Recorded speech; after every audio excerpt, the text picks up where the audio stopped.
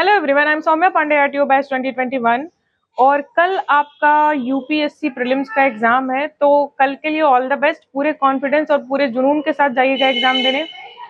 आज रात में पूरी तरीके से नींद ले लीजिएगा, क्योंकि यूपीएससी का जो एग्जाम होता है वो काफी थकाऊ होता है। जो पेपर 1 होता है वो भी, उसमें भी काफी एनर्जी लगती है और पेपर 2 में भी काफी एनर्जी लगती है। और आप आजकल जान ही रहे हैं कि सीसैट में भी काफी लोग फेल हो रहे हैं। तो बहुत ही ध्यान से पेपर 1 और पेपर 2 को आपको अटेम्प्ट करना होगा। पेपर 1 में एक चीज ध्यान रखिएगा, कई बार दिया रहता है कि आपको वो ऑप्शन चूज करना है जो नॉट करेक्ट हो, लेकिन हम लोग क्या करते हैं, नॉट वाला पढ़ते ही नहीं, हम लोग करेक्ट जो होता है उस पर टिक करके चले आते हैं। तो सबसे पहली चीज है, क्वेश्चंस को बहुत अच्छे से पढ़ना है। उसके बाद चारों ऑप्शंस को बहुत अच्छे से पढ़ने के बाद ही रिप्लाई देना है।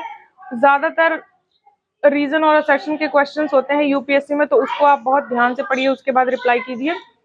और आप लोग अपना बैग जो लेके जाना है उसमें अपना कोई आईडी कार्ड, जैसे आधार कार्ड, वोटर आईडी कार्ड आप रख लीजिए। ये वाला ब्लैक पेन आप रख लीजिएगा, इससे भरना आसान होगा।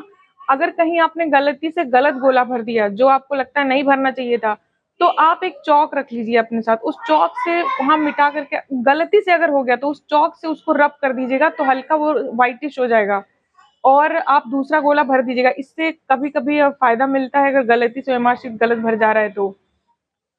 एग्जाम का मतलब होता है पूरी तरीके से कॉन्फिडेंस और जुनून। अगर आपके अंदर जुनून है और कॉन्फिडेंस है तो आप एग्जाम जरूर पास करेंगे। तो पूरे कॉन्फिडेंस के साथ जाइएगा, पूरे जुनून के साथ जाइएगा कि मुझे करके ही आना है। अगर आपका थोड़ा प्रिपरेशन कम भी है, अगर आपको लगता है कि कोई ये पोर्शन आपने अभी प्रिपेयर बहुत अच्छे से नहीं किया है, ये वाला पोर्शन रह गया, वो वाला पोर्शन रह गया है, तो भी उसको भूल करके जो आपको तैयार है, जो आपका बहुत अच्छे से तैयार है, उस पर ध्यान दीजिए और सोचिए कि मेरा पूरा बहुत अच्छे से तैयार है। बस मुझे एग्जाम्स में ह्यूमन एरर नहीं करना है, दोनों पेपर्स में मुझे ह्यूमन एरर नहीं करना है, बहुत अच्छे से पढ़ना है।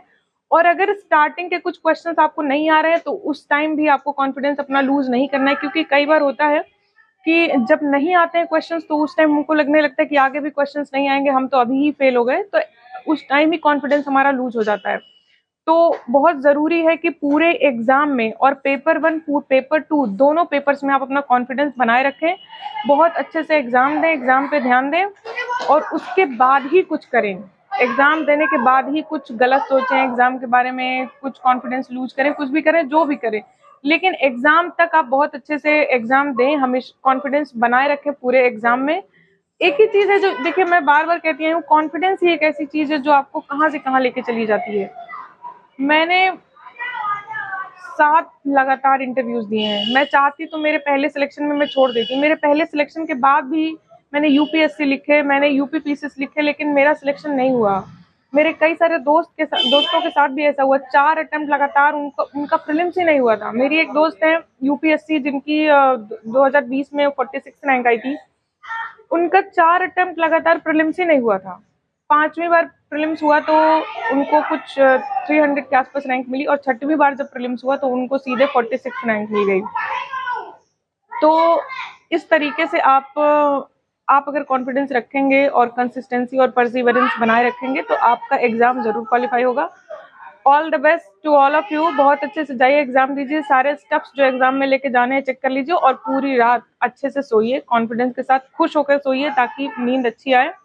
जिसको नींद की थोड़ी प्रॉब्लम है वो कुछ ऐसी चीजें खा सकते हैं जो नींद आराम से आ जाए, जिनको थोड़ा टहल सकते हैं, थोड़ा जल्दी सो जाइए, और चाय वगैरह पी लीजिए। जिनको अगर कोई प्रॉब्लम है तो उसका, अगर कोई किसी को पेट की प्रॉब्लम है, दवा वगैरह जरूर अपने बैग में रख लीजिएगा, क्योंकि कई बार ऐसा होता है कि हमको दोपहर में उल्टी होने लगता है या पेन कुछ कहीं होने लगेगा, तो इसके लिए आप कुछ दवा जरूर रख लीजिएगा। गर्मी का मौसम है, पानी जरूर रख लीजिएगा।